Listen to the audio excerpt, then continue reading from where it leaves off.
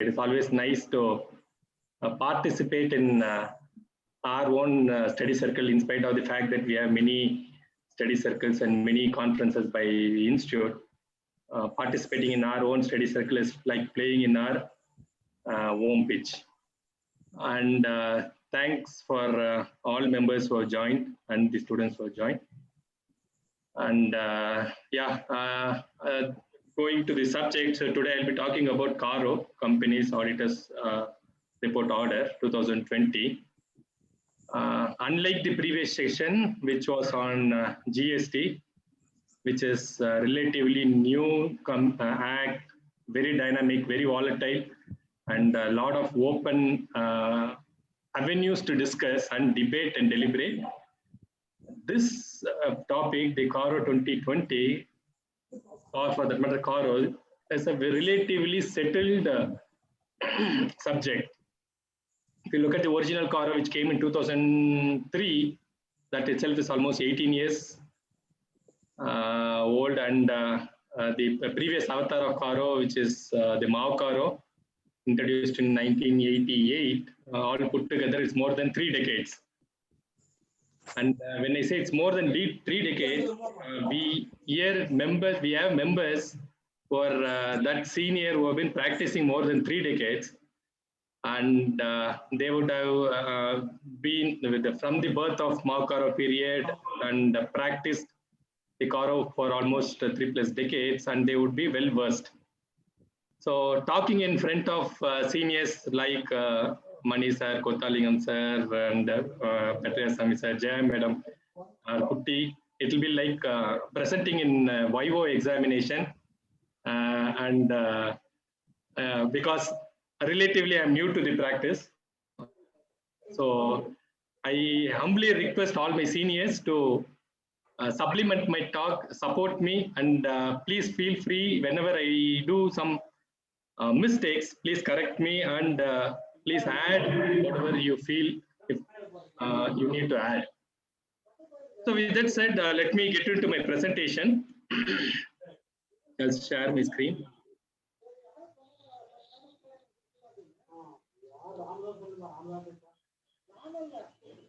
Okay, hope you can see my screen. Yes, sir. All right. Excuse me. I hope my voice is also clear. Jagan, can you confirm? Yes, sir. Yes, sir. Audible. All right. All right. Thank you. Thank you. Koti sir, sorry, Venki sir, just a request.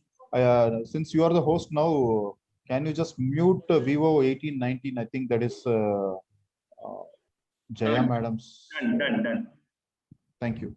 I request all the members to mute yourself and participate and enjoy the participation. A small hint: if you want to talk, just press the space bar and speak, and if you release it, it again goes to the mute state. Okay, and that's a good tip. Thanks.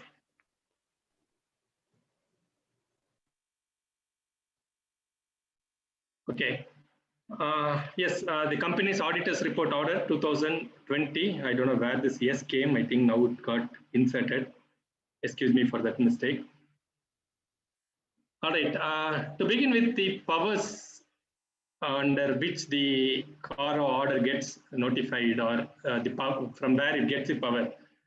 You look at the section 143 subsection 11, which gives the central government the power to issue an order in consultation with the NFRA, the National Financial Reporting Authority, to require an auditor to issue a statement in addition to the audit report on certain parameters. So deriving power from section 143 subsection 11, the MCA notifies CARO, and the CARO 2020 was notified on 25th February, and it was made effective when it was introduced. It was made effective from the financial year commencing 1/4/2019. CARO was introduced. With CARO came Corona, so Corona chased CARO, and the implementation was moved away from 2019. It originally got moved to 2020, but then again there was one more push, and the implementation moved to 2021. So which means the latest order that is in effect is the MCA order that was issued on 17th December 2020, which makes the company's auditor's audit report order effective from the financial year commencing 1st April 2021. So CARO, as we speak, is applicable to the current financial year, the year in which we are working, and hopefully, or if nothing goes wrong, it will be effective. And hopefully that's the reason it's a good time to discuss about CARO 2020, because this is when we'll have to educate. We as auditors will have to educate our client or companies for which this order will be applicable, to get themselves equipped so that there are no surprises when we do the audit when the year ends on 31st March 2021. So what's new in this order? First, CARO 2020 supersedes the earlier order 2016. This is the first order after NFRA came into existence. So the National Financial Reporting Authority came into existence on 1st October 2018. So after that, this is the first CARO. The earlier CARO was without NFRA. And if you also look at this is the first CARO after Ind AS got implemented. Ind AS was implemented in phases starting 2016. And this is the first CARO after that. If you really look at CARO 2020, there are a lot of terminologies that has got incorporated for in the Ind AS, Indian Accounting Standard, issued in the AS again, as all of you are aware, is issued by NFRA. And the other thing is, normally the statements of financials are prepared and then the audit commences. So which means the financial statement format should have been first notified or first amended, and then the auditor's report should have come followed. So what has happened in this case is the CARO 2020 was notified in 2020. However, if you look at the Schedule 3 was amended and the notification was issued on 1st February, which made the changes that is necessary to bring about or to facilitate the CARO report. Well, if you really look at all those reporting, what we look at in different clauses that were earlier not available in the financial statements, now with the amendment of 2021 of Schedule 3, it has facilitated by introducing a lot of provisions that will enable the auditor to prepare the audit report with ease. So that's another new thing about CARO 2020. From the number of clauses point of view, 2016 had about 16 clauses, whereas 2020 has 21 clauses. That's not a big change if you really look at. But if you look at the number of subclauses, CARO 2016 had only 8 subclauses, whereas the CARO 2020 has 40 subclauses. So it has become almost double the size of what CARO 2016 was, and almost about 50% are new provisions, and there are a lot of amendments as well from CARO 2016.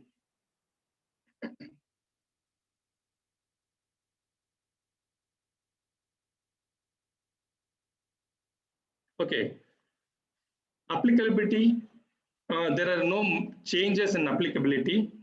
So what we will do in this session is, we will dwell upon more where there are changes, and we'll quickly pass through those things that there are no changes. So from an applicability standpoint of view, there are not much changes. It applies to every company, including a foreign company. And the question might arise, if there are no foreign companies, but they have only a license office or a project office, which is required to submit an auditor statement, then CARO will be applicable to them as well. Also, if we are a branch auditor, where we only audit a branch, particularly it happens in PSUs and large companies. And the branch audit report is given to the statutory auditor.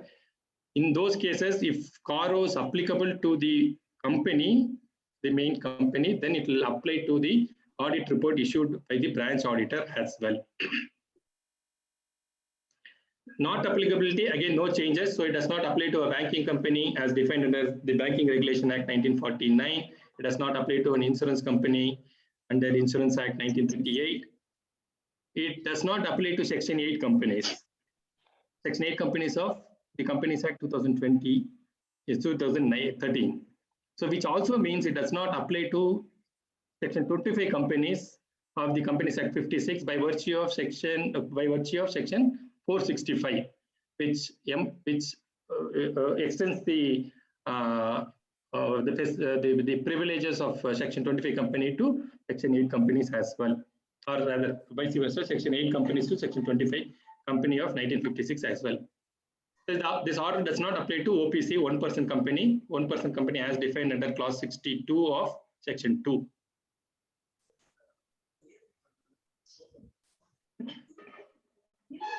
It does not apply to a small company as defined under Clause 85 of Section 2. I'll just come to that a little in a minute. And it does not apply to private companies, provided it satisfies certain conditions. So what are those conditions? First, the private company should not be a subsidiary or a holding company of a public company. So the moment a private company is a subsidiary or a holding of a public company, then it is applicable to that private company. The other thing is, if the private company's paid up share capital plus reserves and surpluses exceeds 1 crore as on the balance sheet date, and that's a cumulative three, whatever you see in a different color, all the three parameters has to be satisfied if it has to come out of the, or it has to get the exemption from the CARO. So paid up share capital plus reserves and supplies should be more than 1 crore on the balance sheet date, and total borrowing should be more than 1 crore from any borrowing, any banks or financial institution at any point in time. So that means at any point in time during the financial year, if the total borrowings exceeds 1 crore, then it will be applicable to the private company. The third criteria is the total revenue is more than 10 crores. So only when all the three criteria are, when it is less than 1 crore, when it is less than 10 crores of revenue, when it is less than 1 crore of borrowing, only when the three conditions are together or collectively achieved, the private limited company will be exempt from CARO. If even one of them does not satisfy, then it will be applicable to CARO. But one really interesting point is this total borrowings is 1 crore. So what is this total borrowing? Borrowing can be short-term borrowing or long-term borrowing. It can be a funded or a non-funded. However, in the case of a non-funded borrowing, it should have been devolved on the company. It should have, say in case of LC, or it should have devolved, or in case of a bank guarantee, the bank guarantee should have got invoked. And because of that, the non-funded portion which becomes funded, it should go beyond 1 crore, above 1 crore. Another very interesting point is, suppose in the case of a term loan, there is interest accrued and due. So that also should be reckoned for the calculation of 1 crore. Interest accrued and not due need not be taken, whereas interest accrued and due should be reckoned in the total borrowings. Total revenue, it should include revenue from discontinued operations. So all put together, if it is satisfied, then it is exempt for a private company. A very interesting question that could arise here is a small company. If you really look at the definition of small company, the Finance Act 2021 modified for a small company, the definition of small company, it enhanced the limit, and now the paid up capital is 2 crores and the turnover is 20 crore. So by virtue of that, if you really look at the parameters in the criteria in private limited company, it could still fall under an CARO requirement, but then if it is satisfying the parameter of a private small company, then the exemption from CARO will apply to a small company. So for a small company, borrowing criteria is not there, whereas the paid up capital is there.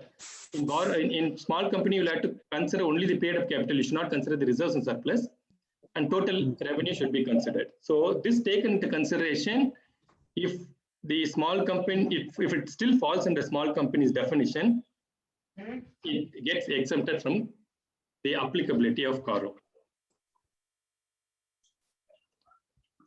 The order does not apply to consolidated financial statements, but then an attachment was added in this 2020. It said except clause 21. So that is the last clause of the CARO. We'll talk about it. So generally, CARO does not apply to consolidated financial statements. It applies only to standalone financial statements, but except in the case of clause 21, which we will see when we look at clause by clause analysis. So let's get into a clause by clause analysis. Okay, the first clause, as usual, is on the records for property, plant and equipment, and intangibles. So this clause requires the company to maintain proper records showing particulars, including quantitative details and situation of property, plant and equipment. There is no change in this clause except for the fact earlier it was fixed assets, now it is property, plant and equipment. In line with the current accounting standards and Ind AS, it has been changed to property, plant and equipment. But the clause capital B, the subclause capital B that has been introduced in CARO 2020, this is whether the company is maintaining proper record showing particulars of intangible assets. So earlier, CARO did not require the auditors to report on intangibles, or it did not require maintenance of books of accounts for intangibles. Now CARO mandates maintenance of records for intangibles. So what could be possible records for intangibles? And intangibles could be your patent rights, your copyrights, your design, your IPRs kind of stuff. So each of which is software. Yeah, software, IPRs. So IPRs for software, intellectual property rights. So each of which you undergo a process and then get. So if it is property, if it is patent right, you register them. Copyright, you register them. So you have documents like registration number, license number, your patent registration number. So that is, and if you buy software, which is an intangible, you have the license number. So all these things has to be recorded.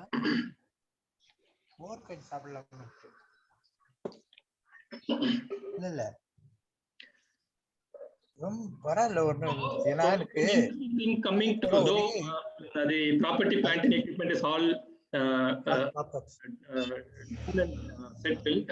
Few things that we need to keep in mind is we need to keep your accounting standard AS 10 and Ind AS 16 property, plant and equipment into consideration when you look at all these things. And when you really look at Ind AS, there are certain assets which should be included in the property, plant and equipment. Your assets like right of use as defined under Ind AS 116 lease. Your investment property under Ind AS 40. Your Ind AS 105 non-current assets held for sale or discontinued operations. These are the assets which should be included in property, plant and equipment. Apart from this, your fully depreciated assets, because these are basically quantitative details of assets. So your fully depreciated assets should also form part of the assets for PPE. Assets retired, held for disposal also technically have to be disclosed in the PPE. So this has to be kept in mind as far as the property, plant and equipment is concerned. The next clause is a very settled clause, nothing new in this. It requires the auditor to report if the PPE has been physically verified by the management at reasonable intervals and any material discrepancies to be reported.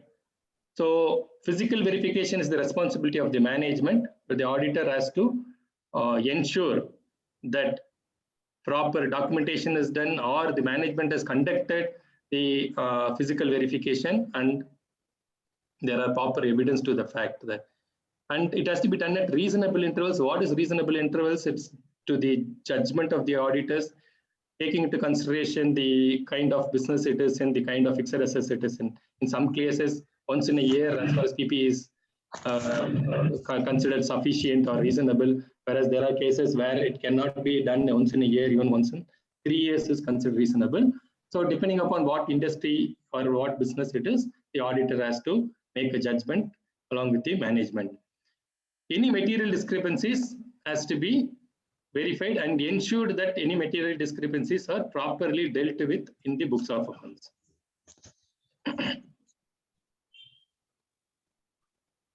So the next one is on the title deeds. Excuse me. Title deeds, again, there is no change in this clause except some modification. It's an existing clause. There are certain amendments. It's more of a clarificatory in nature. The clause says whether the title deeds of all immovable property other than property where the company is a lessee and the lease agreement is duly executed in favor of the lessee. So that has been added. Other than properties where company is a lessee has been added to give more clarification that even because obviously the assets on lease will not be in the name of the company. However, when you follow Ind AS, you will recognize that as one of your CPE item. And they have also given a format which says that when the title deeds of immovable property are not held in the name of the company, provide the details in the format below, provided. So earlier this format was not provided. Now it is provided. The description of the property, the carrying value of the property, what is in whose name it is held, whether they are directors, promoters, or their relatives, and for the period which it is held, and the reasons why it is held in their name, or the reasons why it is not held in the name of the company. And if there are any disputes, this has to be indicated in this clause.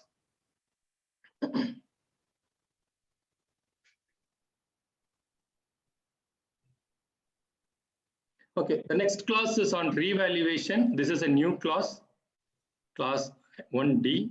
Whether the company has revalued its property, plant and equipment, including right of use assets or intangible assets, or both during the year, and if so, whether the valuation is based on the valuation by the registered valuer, specifying the amount of change, if change is 10% or more in aggregate of each class of property, plant and equipment, or intangible assets. So if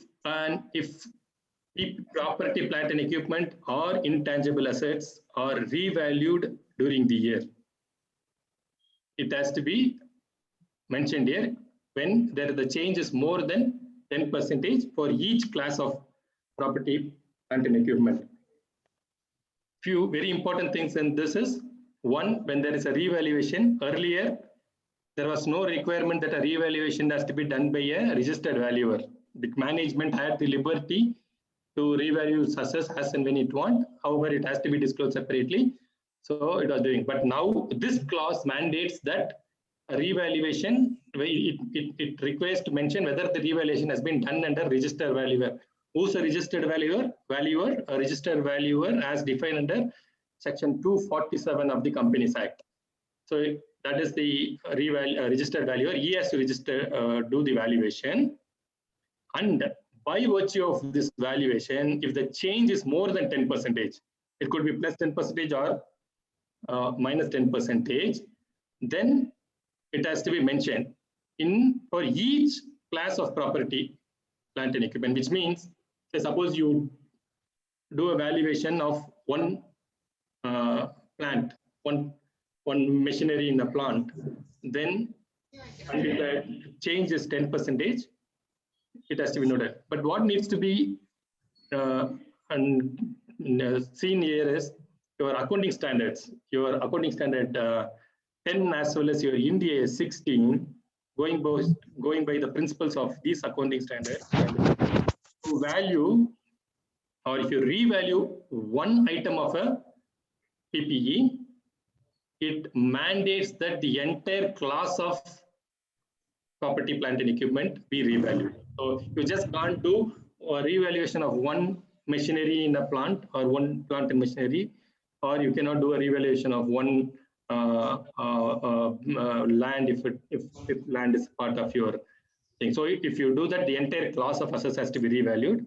And on that, if the aggregate value changes by 10% for each class, then that has to be mentioned in this class, reported in this class. But Venky, just a minute. So this subclass will apply only if you follow a fair value method under Ind AS, right? Suppose I am following a cost method, I don't think so. This should be applicable, right? So this talks about revaluation. Where is the question of cost? This only in the case of if I follow fair valuation method, then only I need to revalue, right? Hold on. Yeah, it need not be right. You can revalue anytime. It need not be fair values. If fair values, when you follow, say fair value, you will go by fair value valuation only when you are an Ind AS company. Even otherwise, you can still revalue your assets. Correct? Okay. No, do you agree with me? Only I'm not very sure. No. You will. Who is this? Satish. Okay. So Satish, you will do you can do a revaluation irrespective of whether you do it for fair valuation or for whatever reason, right? See, but one thing you have to understand is you do a fair value revaluation when you do a first time adoption of Ind AS. So our guidance note clearly says that first time revaluation for the purpose of Ind AS adoption need not be considered as revaluation. And also, if there is a revaluation on account of fluctuation in forex, foreign exchange rates, or if there is a change in the value of assets because of the interest rate component when you have a asset in a loan in foreign, these need not be considered as revaluation as per the guidance note issued by our institute. So, Venkatesh, one question here. Now you are talking about valuation, right? Now what is the position in case of impairment of assets? Every year you have to value the assets because you have to ascertain the impairment of the asset, right? So whether it will have any significance here or not. Okay. Impairment of asset, technically it should have. If there is a change of more than 10%, then it should be valued. I mean, it should be mentioned in this clause. It does not. This clause does not specify the reasons of valuation. It says whenever there is a valuation and the change is more than 10% on the aggregate net carrying amount, then it has to be done. That's my view. Maybe there's a different view. If there are any established view, please share and we'll think. But the guidance note clearly mentions that a first time valuation for Ind AS purposes, change in valuation on account of forex rate fluctuation or interest fluctuation, these things do not technically form part of revaluation because you don't do revaluation there. You only change based on the circumstances. Those do not come under the clause of revaluation.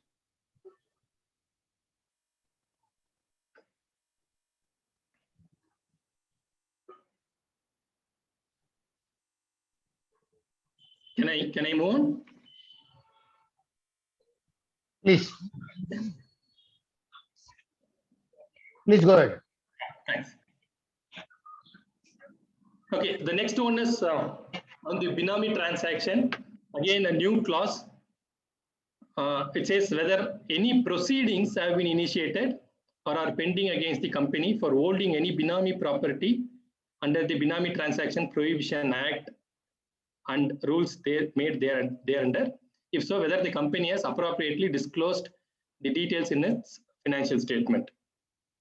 Now, we all know the Binami Transaction Prohibition Act of 1988 underwent a massive change in 2016, if I am not wrong, where many sections were introduced, and the law, which in my opinion was toothless in the Act of 1988, got more vigor by the 2016 amendment. And on account of that, a lot of proceedings is also carried on. So this clause now mandates that if any proceeding has been initiated on the company. So in the case of Binami Transaction Prohibition Act, the process is, the initiating officer, as defined under that act, he issues a show cause notice when he has information to believe that the property are held as a binabidar. And when a show cause notice is issued, and the subsequent processes, a proceeding is initiated against the binabidar. So if a proceeding has been initiated, then it has to be reported here.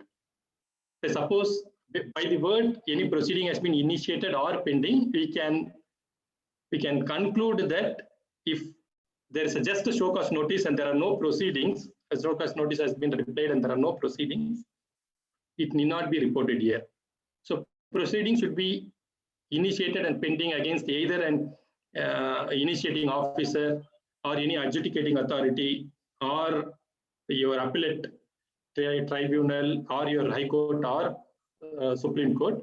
Then it has to be reported. It has to mention details of what the company has, what are the assets that has been held by the company as binamidar.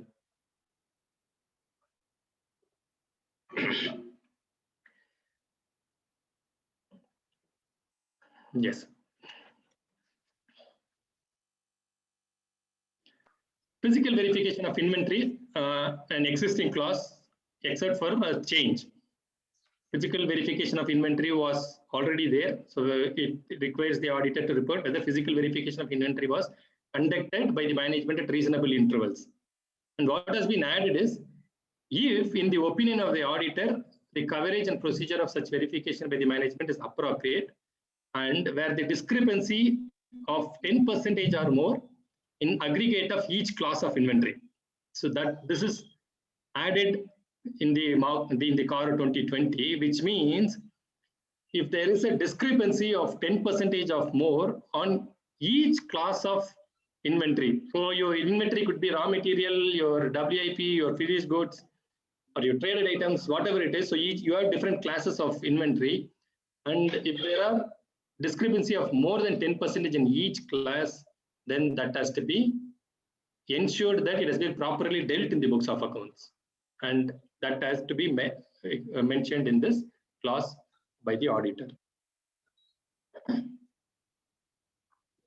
Working capital limit. This is again a new clause introduced. Whether during any point of time of the year, the company has been sanctioned working capital limit in excess of 5 crore rupees in aggregate from banks or financial institutions on the basis of security of current assets, whether the quarterly report or statement filed by the company with such banks or financial statements are in agreement with the books of accounts of the company. So, an clause which could make really the auditors as well as the companies very uncomfortable, because there were no provision where any statement presented by the auditee to the bank were required to be validated by the auditor.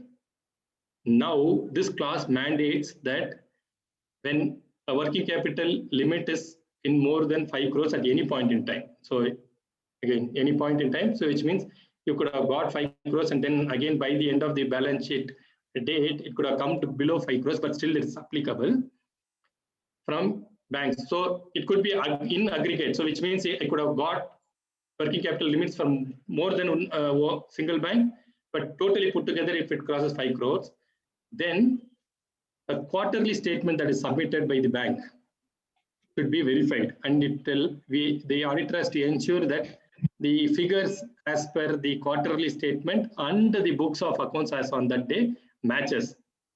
Two important points that comes out of this clause is, one, it should be the working capital limit should have been financed by virtue of security of a current asset. So if it is a working capital unsecured working capital limit, then we don't have to report under this clause.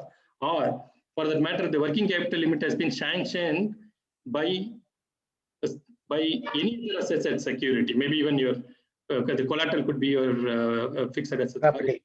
some other property loan. Then you don't have to report under this clause. Another interesting question arises. See, this says whether the quarterly statement of returns.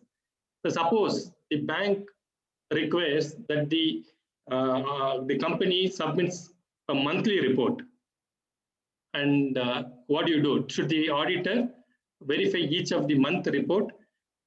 Fortunately, our guidance report comes in favor of the auditors and says, no, you need to worry only about the quarterly returns. So take care of the quarterly returns, then it is fine as far as this clause is concerned. Venkatesh, because for you have to report on QRB, na? Every quarter you have to report for working capital above 5 crores. Yes, that report is starting. Correct. Thanks. Okay, this is an existing clause, investments, guarantee, securities, loans.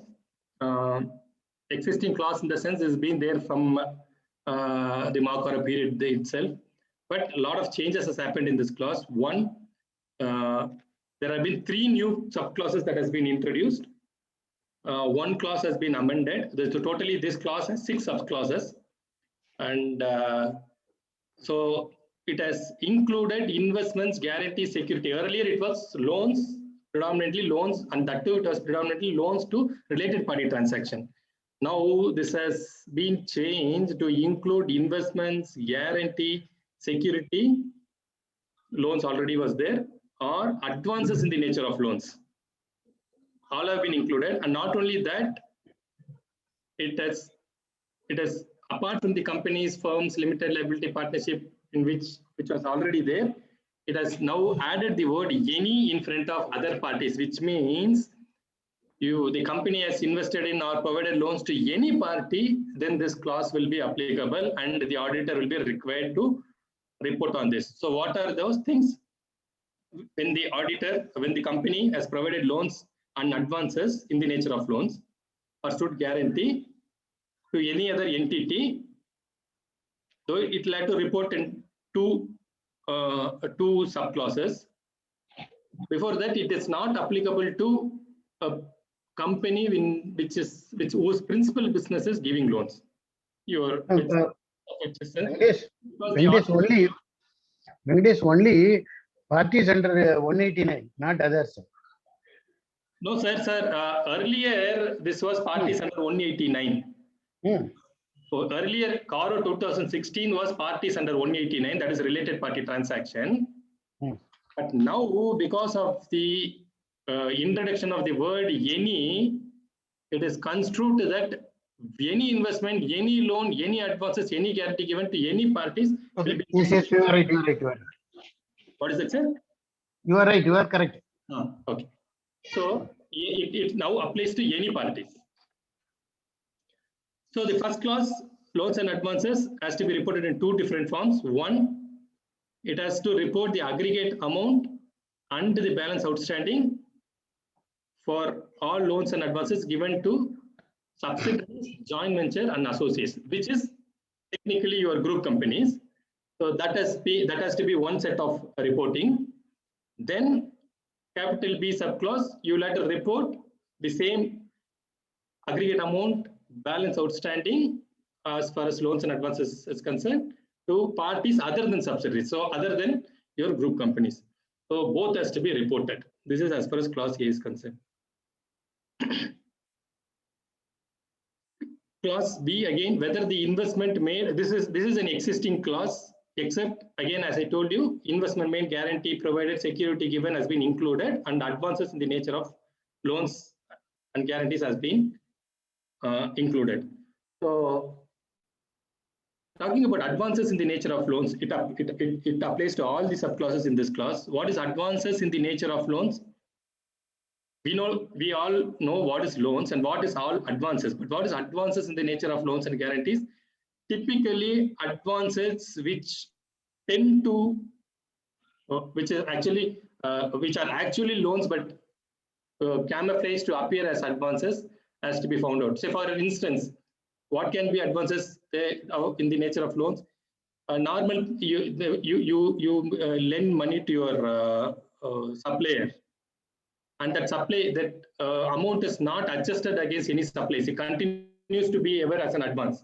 That's typically not an advance. It's typically a loan. Or you provide advance to your supplier, but then charge an interest on it. That could be an indicator that it is a loan. So that is advances in the nature of loan. And what the clause requires is to report whether it is not prejudicial to the interest of the company. So what is not prejudicial to the interest of the company? Circumstances and each case-to-case basis, you will have to determine. Factors could be whether the loan has been provided. First, if at all the company does it have the ability to provide loan, and to the party that has given to which it has granted loan, does that party have the ability to repay? Is the interest prejudicial to the company? Meaning, the company takes a loan for at 10%, whereas grants loan for 5%. It has not taken security. So these are conditions which are prejudicial to the company's interest that has to be reported. This should tally with 3CD. This should tally with 3CD. Correct.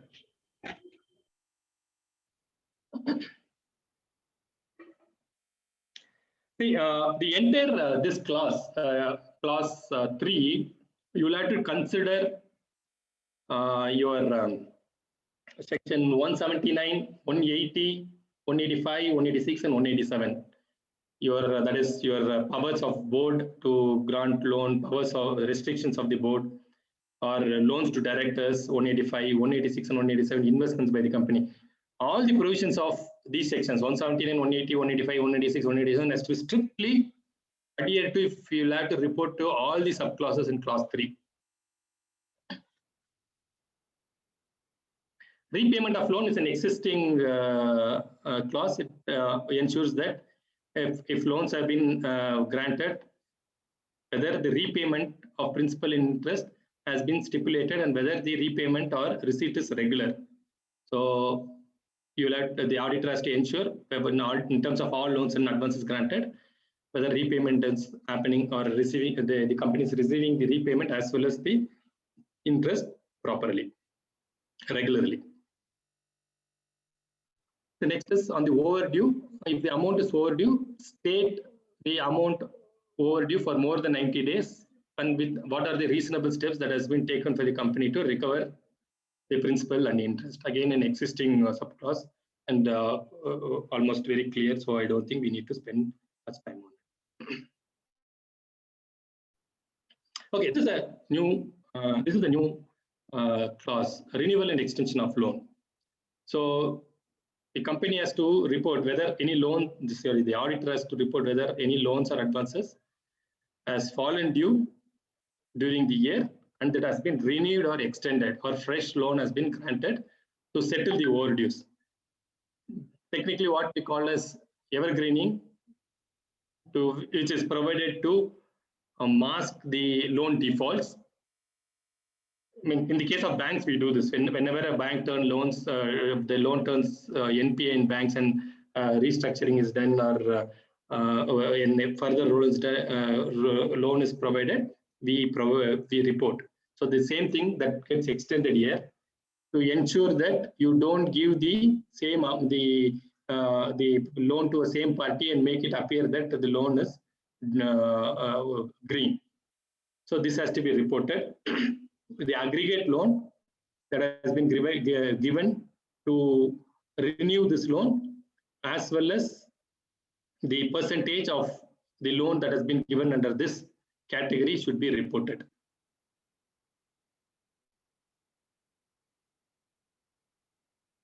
Loans repayable on demand. This is another clause, new clause, which requires the auditor to report whether the company has granted any loans and advances in the nature of loans, either repayable on demand or without specifying any terms or period of repayment.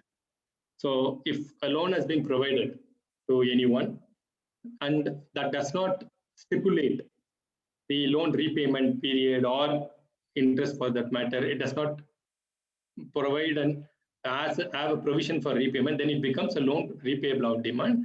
If company has granted such loans, then this clause requires that you report on the aggregate amount, percentage thereof. This subclause is applicable to promoters and related companies.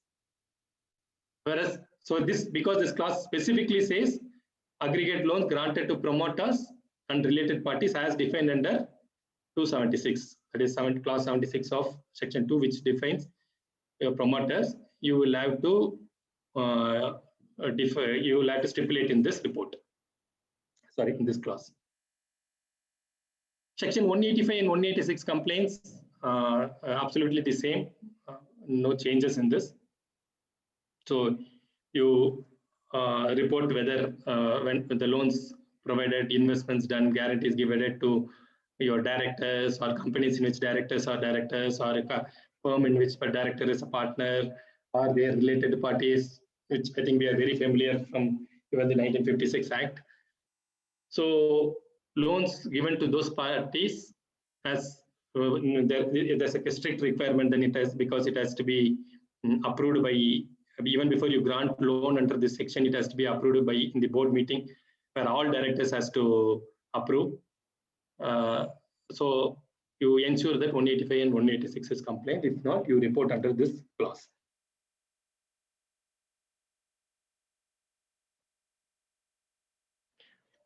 Deposits, this is an existing section, no change, except for the fact that deemed to be deposits has also been included in this.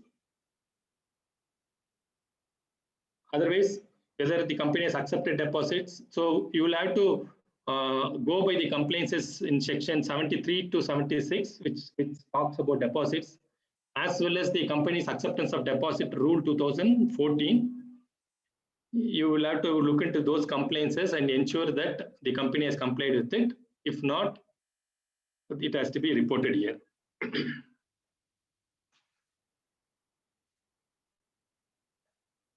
Cost record, nothing different in the cost record. Hello, sir. Yes. One clarification. Whether we have to report DPT3 filing here in this class? Yes, good that you got that. This essentially means the auditor has to look at the DPT3, what has been filed in DPT3. That is what is deposits. Everybody's winner on that one, and let's look at the squat star title today, okay? That's honor. All right, now, you guys Hello. hopscotch? Okay, so hopscotch, we're gonna try to go. Where is the background noise coming from? Yes, sir. Thank you for your clarification. All right, yeah. Yeah.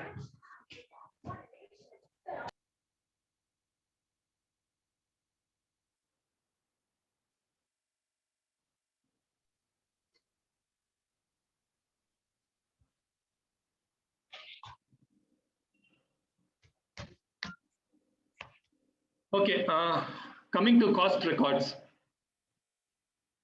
This is an existing clause, as I told you. Your section 148 requires that the company maintains record of cost of material, labor, and other expenses relating to cost of production of goods or services.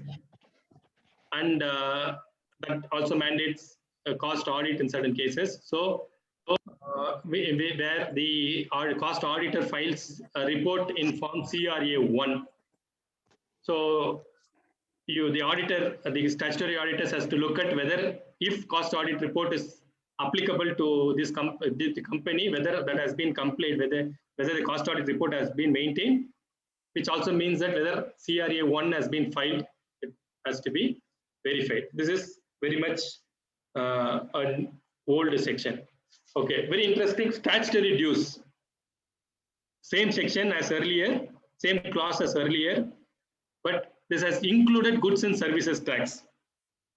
The GST was introduced post CARO 2016, so now it requires that the GST is included in this.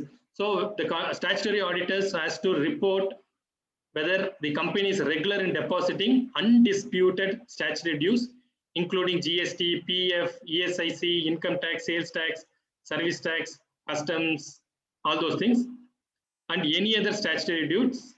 And if there are any outstanding, if the outstanding is more than 6 months on the date of your financial statement, or that is 31st March, then that has to be reported here. So this clause talks about two things. One is undisputed statutory dues. The other one is statutory dues that the company is regular in depositing the statutory dues. So that has to be ensured. So if you look at it, it says any other statutory dues, then which means that the auditor has to ensure or has to ascertain what are the other statutory dues. So how do they go about? They'll have to look at other relevant act that is applicable, and then they have to go by it. They can take guidance from SA 250, which talks about the applicability of other laws to the auditee. Go by that and ascertain whether it is statutory dues and it is payable. Question can arise. Let me ask you: is bonus payable a statutory due? So technically, bonus payable is not a statutory due because bonus payable arises on account of a contractual agreement between the employee and the employer. However, if the bonus is not paid, then the statute requires that the unpaid bonus be deposited in a separate account specified for that purposes. If that is not done, then it amounts to statutory dues. So you have to take case by cases and see whether it is a statutory due or not, and then you will have to determine whether the reporting under this clause is required or not. Sir, one clarification here. One clarification. Yes. Whether we have to report non-payment of advance tax in this class? Very good. Non-payment of advance tax will actually come under, if you really look at whether it's a statutory due, yes, it is a statutory due. Whereas if there is non-payment of advance tax, even non-payment of TDS, it's a statutory due. For example, non-payment of TDS, if the company has failed to deduct TDS, even that will come under statutory dues. And what about non-compliance of TCS provision under TDS and TCS and GST also? It is statutory dues. Oh, thank you. The question can arise whether electricity bill is a statutory due under a statute. So whether electricity bill is a statutory due.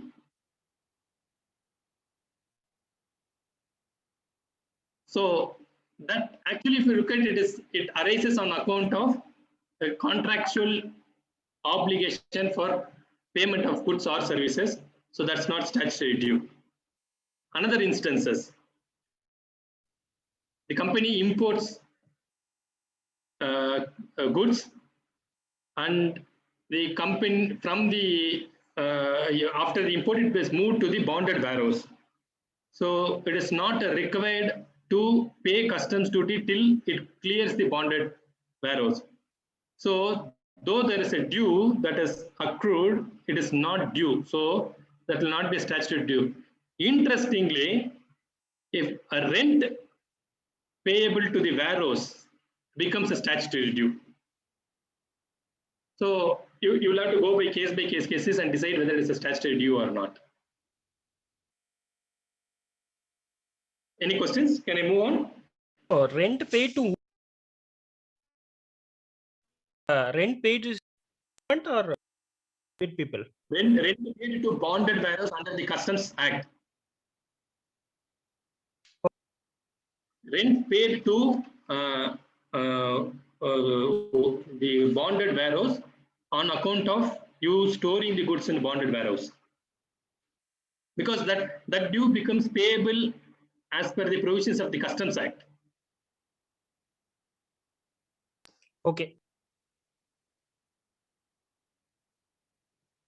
The next clause is on the disputed statutory dues. No changes in this clause except for the fact earlier it said where income tax, sales tax, VAT are due.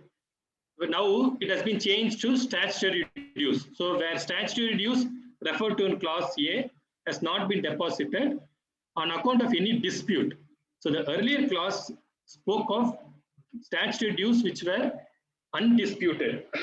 This clause talks about statutory dues where there is a dispute.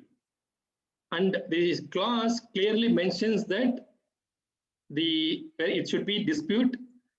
A mere representation to the concerned department shall not be treated as a dispute, meaning a mere representation in the sense I've made some representation, however, it does not amount to dispute. So when does it amount to dispute? If there is a, if you have made a review, say for instance, if you have made a appeal, or you have applied for rectification under 154, or the company has applied for revision under 264. These are the cases where there is a dispute and that has been established. Only those cases has to be reported in, those cases should be considered as disputed and reported here. If there are no appeals or rectifications applied for, then it is not under dispute and it becomes a statutory due which is undisputed, comes under the earlier clause that needs to be reported. Interestingly, suppose there is a dispute, you have made an appeal and it's there under appeal, but then you have surrendered, you have accepted, you have gone by a scheme like Vivad Se Vishwas or Sabka Vikas schemes that got launched last year and the year before. Then what happens the moment you settle there, and even in the case of settlement commission, but settlement commission is not there now. The moment you settle there, then it becomes an undisputed due. Because even in Vivad Se Vishwas, you can settle and then you still have time to pay. So that becomes a undisputed statutory dues. So those things has to be reported in the earlier clause and not here.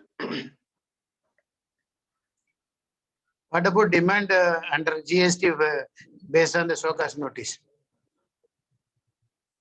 Demand is demand unless you appeal, it is not disputed. So if you make an appeal, then it becomes a dispute. No, we are responding if to the notice. If you don't make an appeal, then it... No, we are responding to the notice, disputing that. Then it is a disputed demand. Then it is a disputed demand.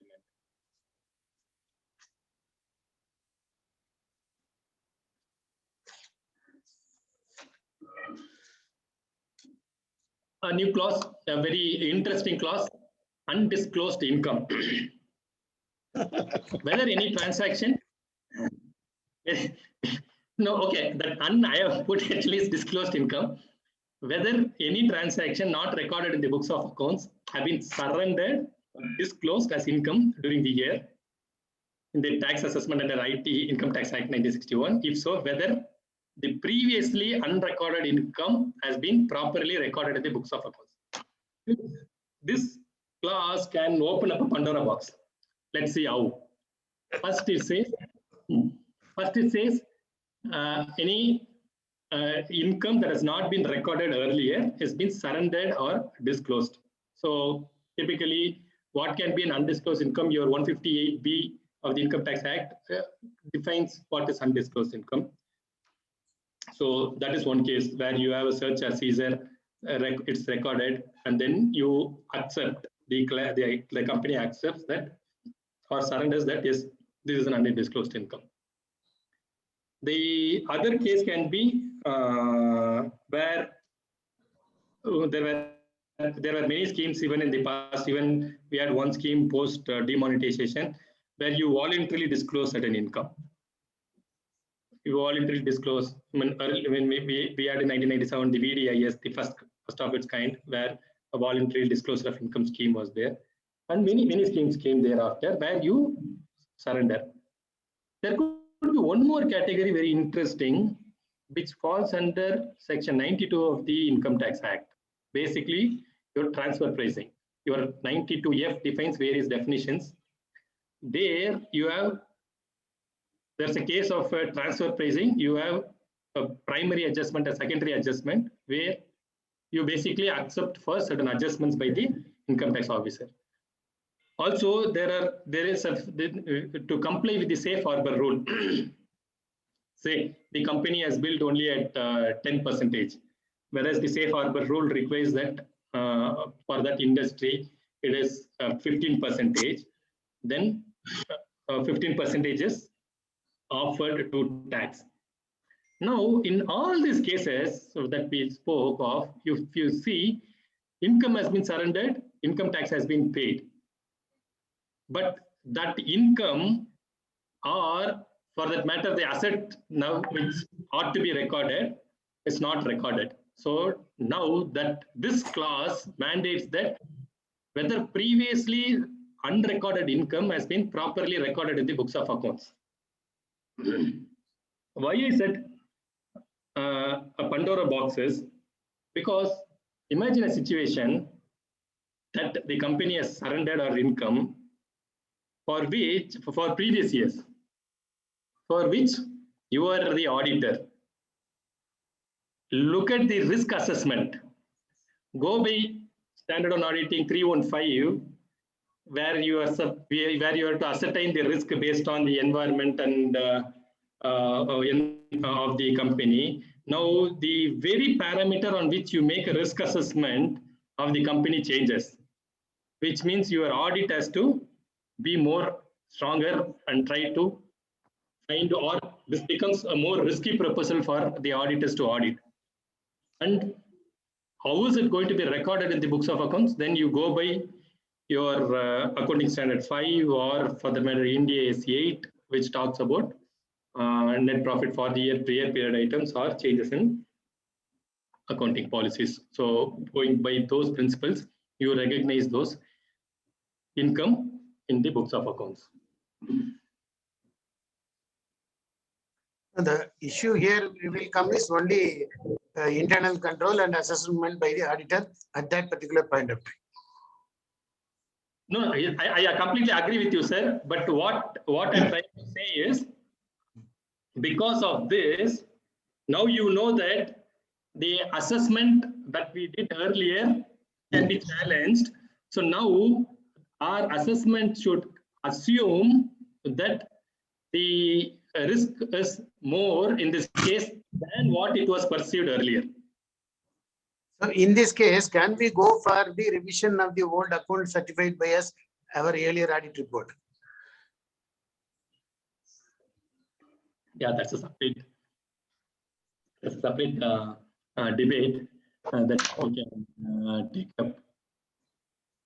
Okay, go ahead. Please go ahead.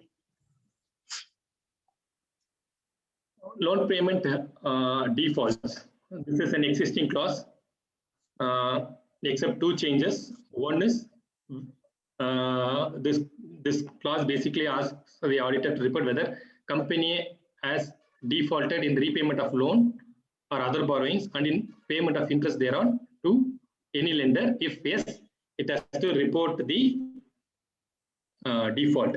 What is interesting is earlier this report was required to be given when there is a default to banks or financial institutions. Now this has been changed to any lender, and the insert of the word payment of interest is also included, which means any lender, you could have borrowed from person other than bank or financial institutions, still if there is a default, that has to be reported. And how it has to be reported, it has been a separate format has been given. Earlier there was no format, so you will have to define the nature, name of the lender, amount paid, how many days it is delayed, has to be provided in this.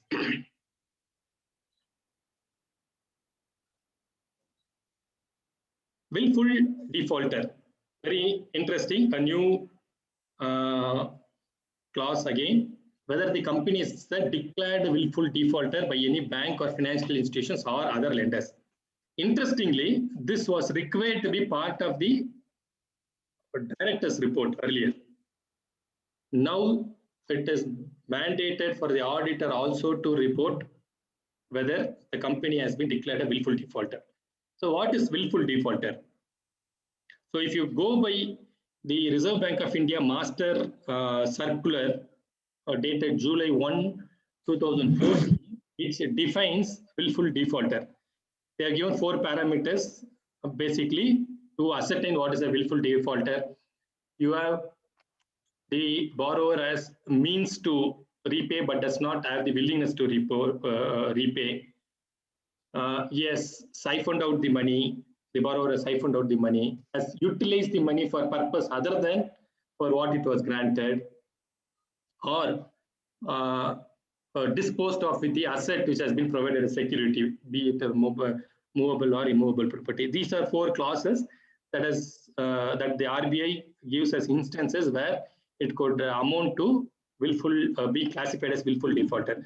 So the banks classify the borrowers as willful defaulter, intimate the Reserve Bank of India. The Reserve Bank of India has a mechanism to propagate and display and disclose as a willful defaulter. Today, any large company who has been declared willful defaulter, next day you will know it in the newspaper. But however, there are ways and means to find that out. For an auditor, one, he can get a management representation. Very unlikely that they may get to know the real figure. If they are a willful defaulter, I'm assuming that they will be willful defaulter in providing information for the auditors as well. So, but then the information can be from certain credit info bureau like your CIBIL, your CRIF, your Equifax or Expion. These are the 4 credit bureau information that's available. So information is available there. You can cull out the information from there, and the auditor is required to report under this clause. Can I make one suggestion? Yes, sir. See, now for willful defaulter, the other idea is you are going to get a confirmation from every bank now. Correct, The bank yes. also ensure that whether they mention as willful defaulter or not. Correct. Thank you. See, that is good point, sir. See, because that is very normal that I missed it out. So when you get, we auditors has to get into the practice of mandatorily getting the bank confirmation, because bank confirmation, if it is in the case of willful defaulter, the RBI guidance master clearly says any confirmation or statement provided should have this embedded as willful defaulter. Thank you, sir. A very good suggestion. Okay, application of term loan, an existing clause, it says whether a term loan has been applied for the purpose of which the loan has been obtained. If not, if the amount is so diverted, for what purpose it is being diverted, it has to be reported in this clause. Okay, misuse of funds, this is a new clause. It says, it's actually, this is a new clause in the sense, it's a new clause from CARO 2016. However, if you look at, this was there in the previous CARO 2003, whether funds raised on short-term basis has been utilized for long-term purposes. If yes, the nature and amount to be included. So essentially, you will have to see what are the short-term borrowings and how it has been utilized. And ascertain. One indicator that could ring the bell for you is when the current ratio is less than 1, which means your short-term borrowings has been utilized for long-term purposes. So you can dwell upon as an auditor and find out and report under this clause. Okay, borrowing for group companies. This is a new clause. This is a new clause. where the company has taken loans, taken any funds from any entity or person to meet the obligations of its subsidiary, associates or joint venture, which means company has borrowed money not for its purpose, but for the obligations of its subsidiaries, associates or joint venture, then the detail has to be provided here. Details of the nature of such transaction and the amount in each case has to be reported under this clause, a new clause.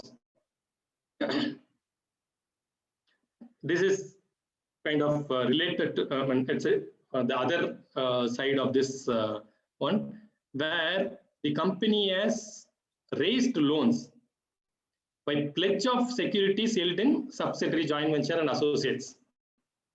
So meaning the company, which is a holding company or a joint venture company, it has securities, it has invested in the subsidiaries, it uses those shares to pledge. When can it happen? When more it will happen mostly when the subsidiary is in a better position than the holding company. That's when this situation will occur. Otherwise, when will the banks give the funding? So in that case, it has to be reported here. IPO, it's an existing clause. Whether the funds used in IPO. In the previous class, I got a doubt. Now raised during the year. So if raised last year, if there is a default, we should need a report or not? No. Only this is raised only during the year. We don't have to worry about something that has happened in the previous year. So during the year, and default also should happen during the year. Yes, and default also should have happened during the year. Thank you. So that way that many clauses gives us a breather. Many clauses says during the year. So wherever it says during the year, we'll take it as the current year under audit. Wherever it says at any point in the year, then irrespective of what is the balance on the balance sheet date, we'll take that. And if it says at the close of the day, we will go by that one.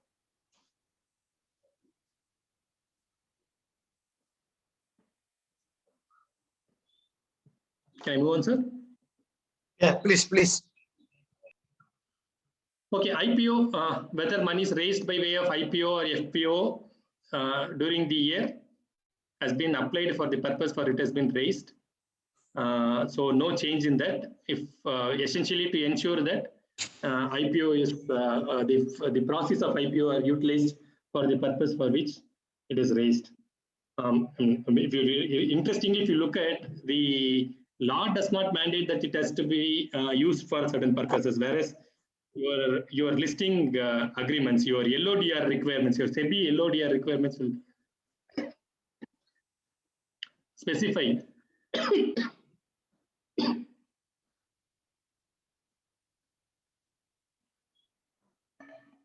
excuse me. Yeah, again some green line has come on the presentation. Okay, let's carry on with what it is. So what was I saying? Okay, the purpose for which IPO funds has been raised should be utilized for this. So you'll have to go by your requirements of SEBI LODR requirement, your listing obligation and disclosure requirements, whatever is required. So there you'll have to apply. So this clause has to requires a reporting on that as well. Share allotment, no changes. Basically, whenever a company has made allotment, either a private placement or a preferential allotment or a debenture, then it has to require whether the funds has been utilized for the purpose or it has been raised. It means basically, see, the auditor has to ensure that the prospectus, the purpose for which it is, what is mentioned in the prospectus is complied by. If not, it has to be reported here. Fraud, again, an existing clause, no change in this, whether any fraud by the company or any fraud on the company has been noticed or reported during the year. If yes, the nature involved is to be indicated.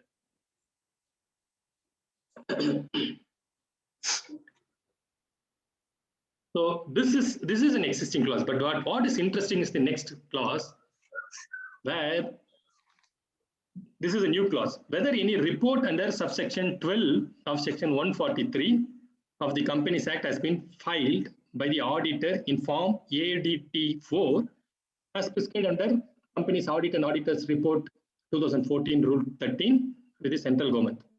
So what is all this about? Your 143 subsection 12 mandates that when a fraud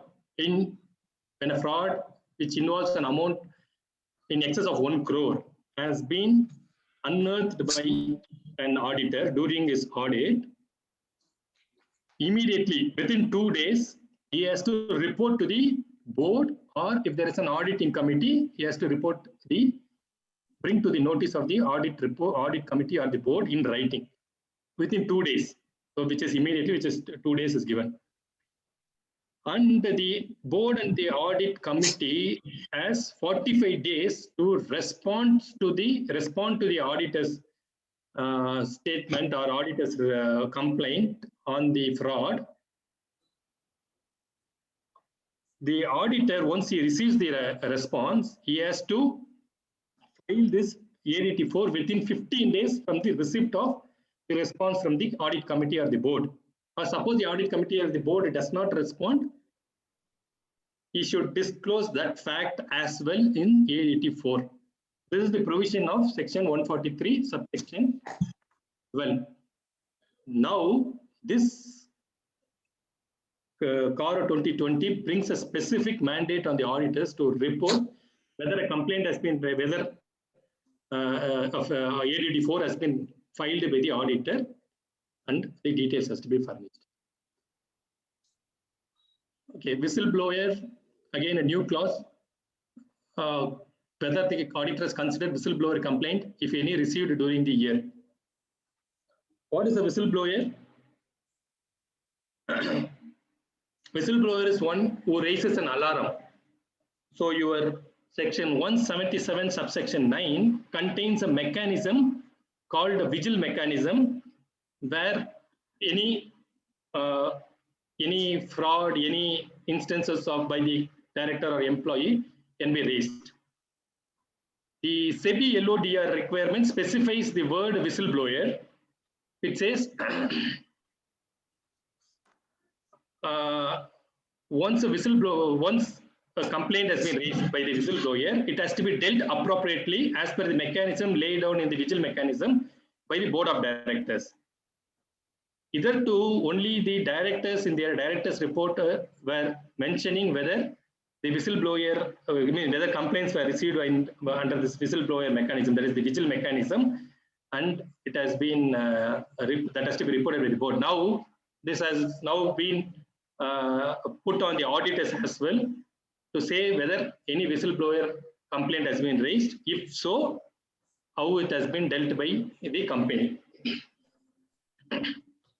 This whistleblower mechanism is, as per 177.9, it is applicable where it's a listed company, where the company accepts deposits, and when there is when the borrowing exceeds a certain threshold.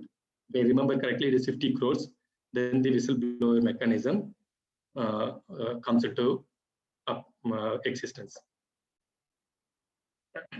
So we have another half an hour. Let's assume another 20 minutes. We'll rush through. So this is Nidhi companies. I'm assuming that it may not be applicable to most of the members in this group. Anyway, it's an existing clause A and clause B is existing, where the rules of Nidhi company has been complied with in terms of net owned funds to deposit in the ratio of 1:20. That is clause A. Clause B, it says whether they are maintaining proper records when the 10% of deposits is retained to meet the liability.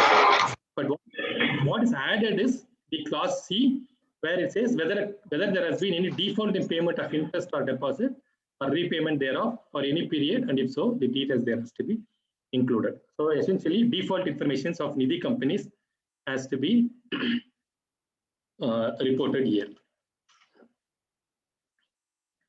Related party transaction, there are no changes to related party transactions. Whether all transactions with respect to related party are in compliance with 177 and 188 of the Companies Act, and it has been disclosed. So your 177, 188 talks about related party transaction. 177 talks about internal audit committee, which needs to consider the related party transaction. And so the related, before getting into any transaction with the related party, a board resolution, board has to approve it. Important is all the members, all the directors present at the board meeting has to approve it. And it also, when it crosses a certain threshold limit, then it has to be approved by a special resolution in the prayer special resolution in the general body meeting as well, which is the provisions of 188. So ensure that it has been completed with no changes. Okay, this is a change. Internal audit system. This is a new clause.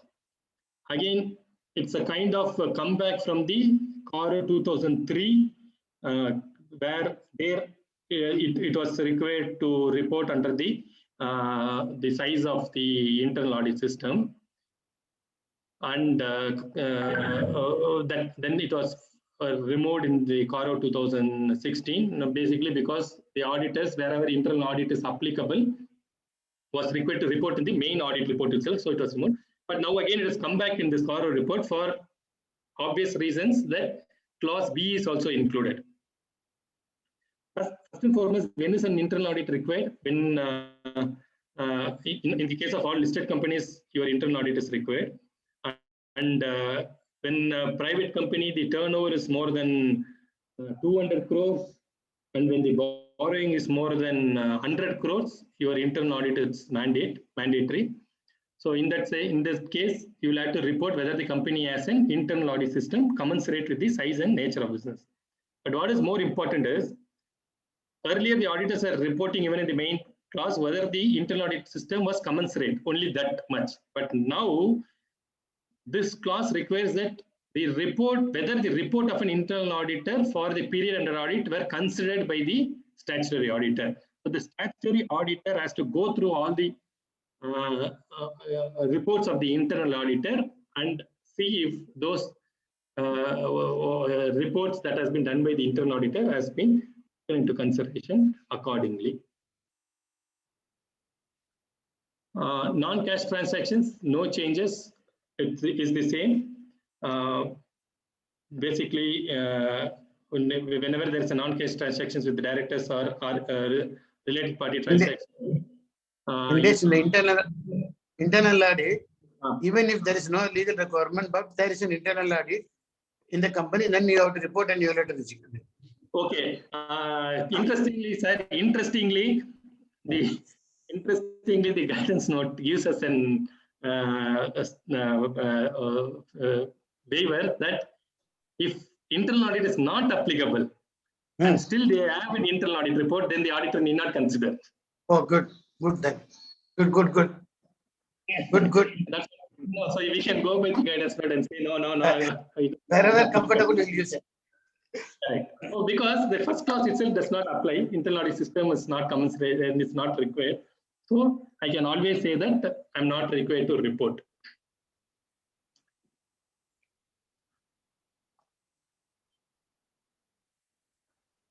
Okay, non-cash transaction, as I told you, whether the company has entered into non-cash transaction with directors and the persons connected with him, the provisions of 192. 192 basically says, again, board meeting, it has to be approved, and it has to be approved by the this one also. What do you call general body meeting? But very interesting here is, when there is a non-cash transaction, 192 requires prior approval of the approval in the general body meeting, and the notice that is required to be given to the general body meeting requires that the non-cash transaction has to be valued by the registered valuer. So when you report under this, if there is a non-cash transaction, you will have to ensure that first the board meeting is there is a prior approval in the general body meeting, and the notice that is issued for call the general body meeting excuse me, that should contain the report from a registered valuer on the valuation of this non-cash transactions.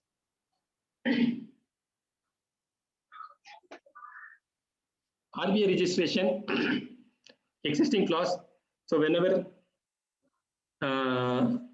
whenever a company is required to be registered under Section 45 1A of the Reserve Bank of India Act, and when is it required to be registered there? There is something called a technically called a 50-50 test rule. What is this 50-50 test rule? When more than 50% of your assets comprises of financial assets. Financial assets means you invested in equity, shares, or in financial instruments. When your financial assets comprise more than 50% of your total assets, that's 150. The other 50 is when more than 50% of your gross income is from this financial transactions, financial instruments, then that is called the 50-50 rule. You are required to get yourself registered under the Reserve Bank of India under Section 45 1A, and you have to get it registered as a non-banking financial company. So if it is not done, this is a new clause. If that registration has not been obtained, an NBFC registration or housing finance activity is carried out without any registration from the RBI, then it has to be reported under this clause. This is a new clause. Third one is again a new clause. This is the core investment company. Whether a company is a core investment company as defined in the regulations made by RBI, and if so, whether it continues to fulfill the criteria of core investment company, and in the case of company is an exempted unregistered core, whether it continues to be fulfill that criteria. Okay. So what is again a core investment company? Your RBI directive of 2016 defines core investment company. When your NBFC, when they hold more than 90% of their net assets in the form of shares, in the form of equity or debentures or debt funds, then it becomes more than 60% of that investment is held in a group company. Then it becomes a core investment company. Technically, this company, this is to find out the layer of investments that's there in the group company. So if you have a core investment company, then this has to be reported. And attached to it is that when there are in a group, there are more than one core investment company, and that has to be reported under clause B of 16. Cash losses. This is a new clause. Whether a company has incurred cash losses in the financial year and in the immediately preceding financial year. So this is again a comeback from the 2003 CARO, where 2003 at that time we had the SIC unit Companies Act, where you have the provision to report, the directors have to report when there is an erosion of net worth. So that this was there whenever a company is getting into a SIC industry as defined under the SIC Industry Companies Act, you will have to report. So they have brought this back to say whether a company has incurred cash losses in the financial year and immediately financial year. So 2 years if you have a cash loss, right? Typically when your cash statement shows a negative figure, which is a cash loss, then it has to be reported here. So it basically is an indicator that the company is incurring cash loss and it's not doing well.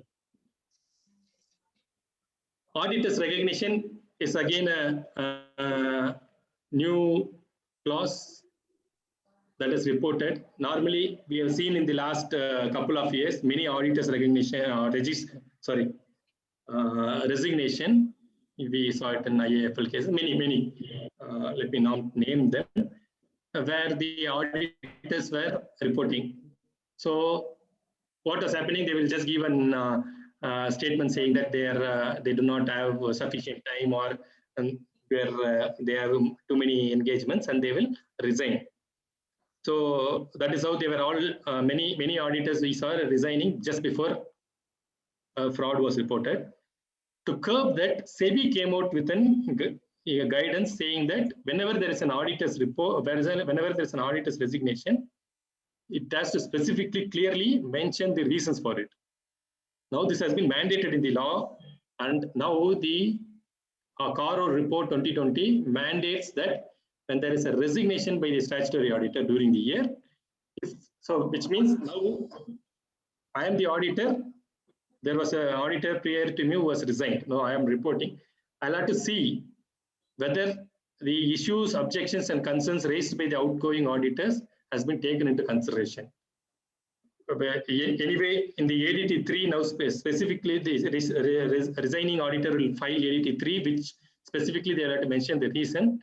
Apart from that, from a professional ethic, the chartered accountant or the current statutory auditor is required to communicate with the existing auditor, the retired auditor, and find out the concerns, objections, and concerns, and report in this clause. Going concern in a new clause, very interesting clause, good amount of work for us as auditors. On the basis of financial ratios, aging, and the expected date of realization and payment of financial liabilities, other information accompanying the financial statements, the auditor's knowledge of the board of directors and management plan. So, based on all these factors, whether the auditor is of the opinion that no material uncertainty exists as on the date of audit report, that company is capable of meeting its liability existing at the date of balance sheet as and when they fall due within a period of 1 year from now, from the balance sheet date. So very interestingly, the auditor has to certify or ascertain the going concern whether the company is able to meet its current liabilities for 1 year from the end of the balance sheet date. And it specifically says, how do you ascertain? It says financial ratios, aging, expected date of payment, and very importantly, auditor's knowledge of the board of directors and management plan. So now you just not verify the financial statement, you get into the brains of the board of directors, you get into what affairs of the board of directors and the management, find out what their plans are for the next 1 year, and then determine whether going concern is impaired or not, and then you report under this clause. Now we can definitely ascertain or envisage the amount of work that these statutory auditors will have in going in reporting. CSR, again a new clause. In respect of other than ongoing project, the company has transferred unspent funds specified in Schedule 7 to the Companies Act within 6 months from the expiry of the financial year. So your section 135, which talks about CSR, subsection 5 says it classifies the amendment. This is an amendment provision. It says two things. One is it makes a demarcation between an ongoing project and project. In case of ongoing project, what is an ongoing project? I've taken up something to as part of CSR. The company has taken something as part of CSR, but it will take 2 years, 3 years for the company to complete it. So 135(5) requires that in case of ongoing projects, what has not been spent within that amount has to be transferred to a special account maintained for these purposes and spent in the next 3 years. And this has to be transferred within 6 months from the expiry of the financial year.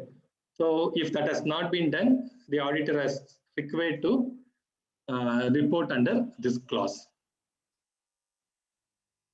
The other one is the regular one, the unspent amount under 135 and pursuant to ongoing project, whether they are okay, sorry, I swapped it. The earlier clauses were other than the ongoing project, which means a completed project. If you are not spent, if you don't have an ongoing project, you transfer it to the fund specified under Schedule 7. There is a list of funds.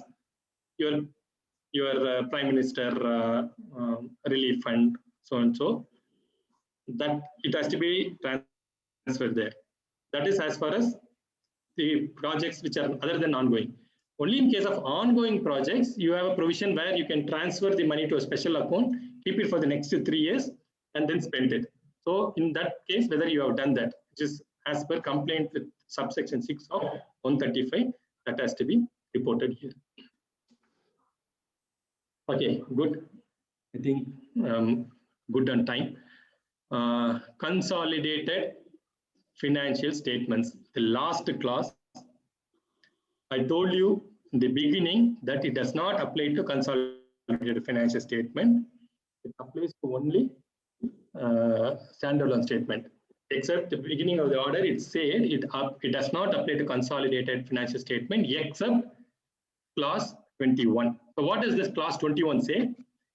The clause 21 says whether there are any qualification or adverse remark by respective auditors of the companies that are included as part of your consolidated financial statement. Basically, your subsidiaries or your joint ventures, associate if consolidation is required.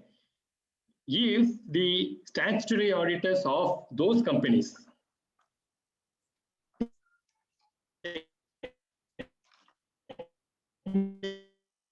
called as component auditors under standard of auditing 600 remarks or any qualifications, then it has to be reported under this clause. But what has to be reported here is very interesting. If yes, indicate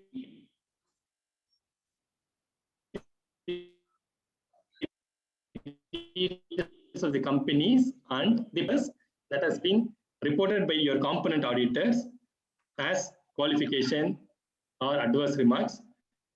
Basically, you list down the company name, whether they are subsidiary, and what is the paragraph number of their CARO report that needs to be audited here. That needs to be reported. So, with this, we come to the end of the clause by clause discussion. So, 21 clauses, 40 subclauses, compared to earlier 16 clauses and 8 subclauses, a phenomenal increase in the number of clauses and the amount and the depth of information that is required to be taken away by the auditors in reporting. So this is the same, the para 4, which says whenever there is an unfavorable or a disqualified or a qualified answer, the auditor has to report the qualification, and it has to the auditor has to say the basis on which an qualification or an unfavorable qualification has been given. And when the auditor is not able to express the opinion on why he is not able to do, he has to indicate that fact that he is not able to give an opinion on the qualification unfavorable. So this is an existing one, no change. So the last part, my suggestion based on all these things, don't take CARO lightly. If CARO is applicable to you, sufficiently plan in advance. So the reason why we discussed CARO 2021, which we will be actually working on only after March of 22, is that we need to plan sufficiently. We need to educate the companies, intimate them in writing to be on the safer side, that these are the new provisions of the CARO. Clauses where there are defaults, your working capital finance statement, which is very, very critical kind of stuff. And tell them that be careful. From an auditor perspective standpoint, ensure that you get management representations efficiently, maintain proper working papers. See, though this all applies to everything, the entire audit, specifically reiterating for this CARO. And when, very important, the last but not the least, and it's very important, when the order is not complied with, however, the auditor is of the opinion that an unfavorable comment is not required by virtue of materiality. ensure that you maintain proper workings, because only that will help you to save your skin, saying that I have done my duty and I am not required to do report unfavorably, and I have not done so. Thank you for the patient hearing, and thanks again for the study circle and all the members for giving me this opportunity to present this audit report. Any questions? Wonderful session, sir. Thank you. Audience, any questions? You can unmute yourself and ask the questions to Venki, sir. Venki, sir, Shobhan speaking. Venki, sir. Venki, sir, yeah. the applicability of CARO, it is effect from 1/4/21. We are raising audit report after 1/4/21. Audit report has to comply CARO, no? Or financial year we have to see. So this is an audit report. The CARO is an audit report supplement 1/4/21 report. No, so okay. Whatever I understand audit your report. question.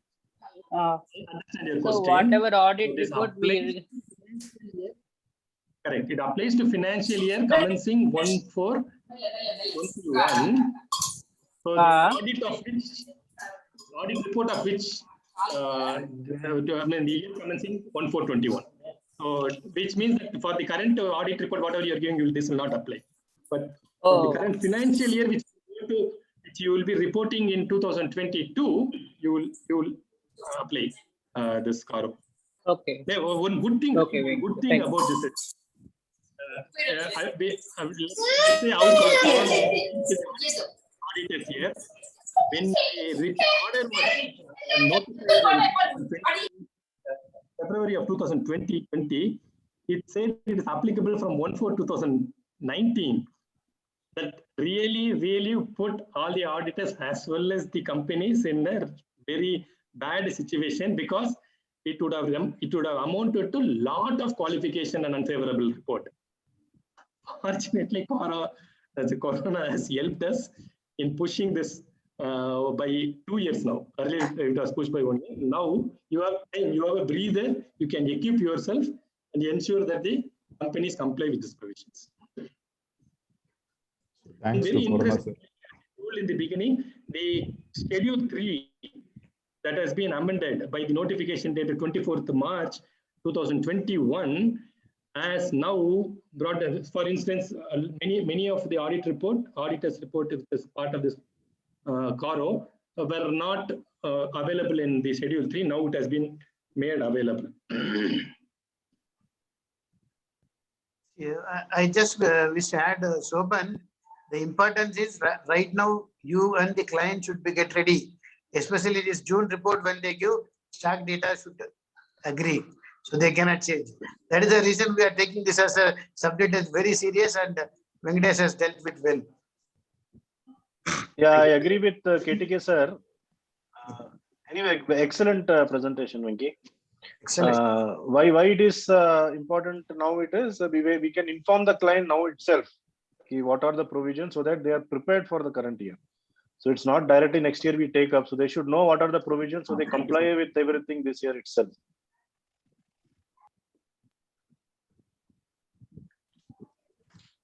Yes. Members, any other questions or comments? Venkatesh, you dealt with very detailed and excellent. Excellent. That's what I wanted to say. And with the specific purpose, I was attending the whole class. Though even though I had another class, I purposely decided no, because BCA has also another class at the same time. 4:30 started, 5 o'clock I closed and came here. And you have covered the subject very well. And nowhere I can say that something is left out. The entire coverage is good. Only I wish to add one more point to the working paper concern. Please see that your working paper is sufficient. It is not just having your checklist is not sufficient. Each issue of the CARO, you have to raise a question, you have to conclude, and the conclusion should have the documentation, including what has been concluded, who has concluded, and what date it was concluded. So to that extent, you have to enlarge your working paper And those who are not charging well, even the cost of the working paper will not be covered. That's what I just want to say. Okay, thank you, sir. Thank you, sir. There is a comment or message in the chat. As a student, can we include these new provision in our answers in the exam? Yeah. What as a I think teacher, Vinky can answer that one. Yeah, Vinky sir can answer. Right person. Yeah, no, again, the answer to that will be whether your syllabus says 2020 is applicable. That would be the answer. If there are any accountancy or auditing faculty here, they can answer that. Venkatesh, if I am right, this will be applicable for November exam, not for the May exam. Technically, yes, I think. Because 6 months period is there. That is if the exams are going to be there. I am not coming to that subject there. Okay. Then you will ask whether November exam will be conducted or not.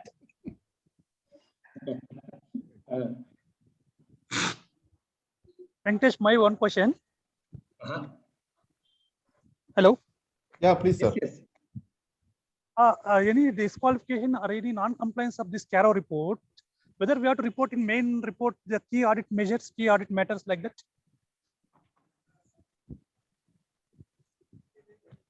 Hello. Again, you will have to go by. You will have to go by the specific kind of because specifically key audit matters. You know what has to be reported, and this is the CARO. You know, always remember CARO is a report supplemental to your main report. So your key audit report comes under a main audit report. This is a supplemental report, and key audit report may or may not even be applicable where CARO, sorry, in certain cases. So you take a judgmental call, and in my opinion or in my view, the audit report has to contain that. And if that pertains to any clause of CARO 2020, here also it has to be reported. Thank you.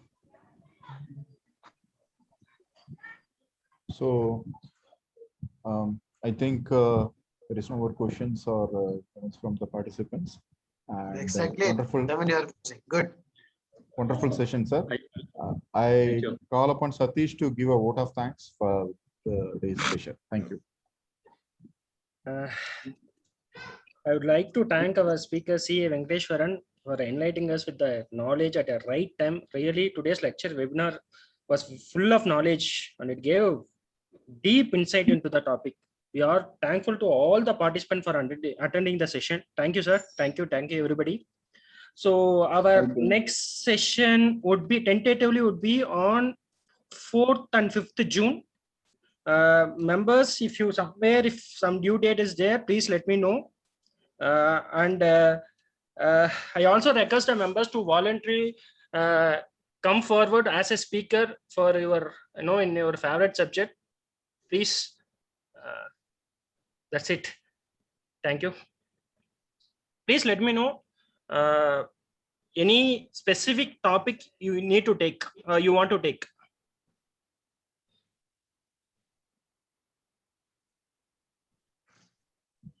Okay, sir. Thank you. Thank you all for your participation, and thanks to Venky sir again. And we will share the next program details as and when it happens. And I request all our members from Krishnagiri district to participate once again. Thank you. Thanks again. With this, we wind up, and thanks. Sir, Venky sir, please share your PPT. Yeah, it will be shared shortly. It will be shared shortly. It is already available. It will be shared within minutes in WhatsApp. Sure. Thank you.